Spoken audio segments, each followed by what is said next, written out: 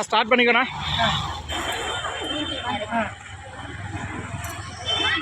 ஈரோடு கிழக்கு சட்டமன்ற தேர்தலை முன்னிட்டு மறுமலர்ச்சி ஜனதா கட்சியின் சார்பாக கட்சியினுடைய மாநிலத்தினுடைய பொதுச் செயலாளர் அன்பு தம்பி ஆனந்த் சுப்பிரமணியம் அவர்களை இங்கே வேட்பாளராக களமிறக்கிறோம்.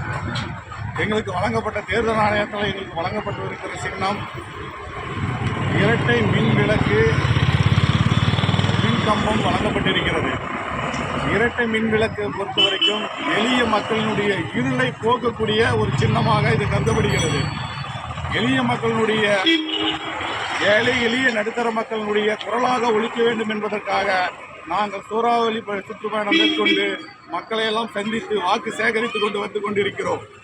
இங்கே பார்த்தோம் என்று சொன்னால் தொடர்ந்து திமுக அதிமுக என்ற இரு கட்சிகளும் மாறி மாறி சட்டமன்ற உறுப்பினர்களாக வந்த போதிலும் கூட கிழக்கு சட்டமன்ற தொகுதியினுடைய மக்களினுடைய பொருளாதாரம் சிறிதளவு கூட முன்னேற்றம் அடையவில்லை.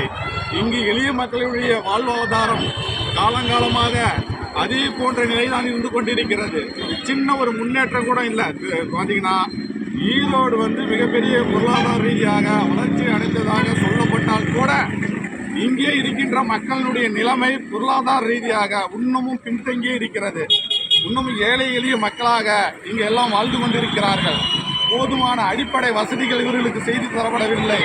இங்கு போதுமான பொருளாதாரம் ஏற்றம் இங்கு எதுவும் இல்லை, சமநிலை எதுவும் கிடையாது. ஆகையால் மக்களுடைய பொருளாதாரம் முன்னேற வேண்டும். இங்கே கல்வியில் கூட இங்கு இருக்கின்ற மக்களுடைய நிலைமை முன்னுக்கு வந்தது போல தெரியவில்லை. கல்வியில் முன்னேற்றம் அடையவில்லை, வேலை வாய்ப்பில் முன்னேற்றம் அடையவில்லை. இவர்களுடைய நிலைமை பொருளாதார ரீதியாக முன்னேற்றம் அடையவில்லை. ஆகையால் எங்களுடைய மறுமலர்ச்சி ஜனதா கட்சிக்கு வாக்களித்து இரட்டை மின்விளக்கு சின்னத்திலே வாக்களித்து எங்களை பெருவாரியான வாக்குகள் வித்தியாசத்தில் வெற்றி பெற செய்ய வேண்டும் என்று கேட்டுக்கொள்வதோடு நாங்கள் மக்களுக்கான குரலாக, எளிய மக்களுக்கான குரலாக, ஏழைகளுக்கான குரலாக ஒலிப்போம் என்று நாங்கள் சூளுரைத்து இன்று ஈரோடு கிழக்கு சட்டமன்றத்திலே நாங்கள் தீவிரமாக வாக்கு சேகரிப்பில் ஈடுபட்டு கொண்டிருக்கிறோம். மக்கள் அனைவரும் எங்களுக்கு ஆதரிக்க வேண்டும் என்று கேட்டுக்கொள்கிறோம்.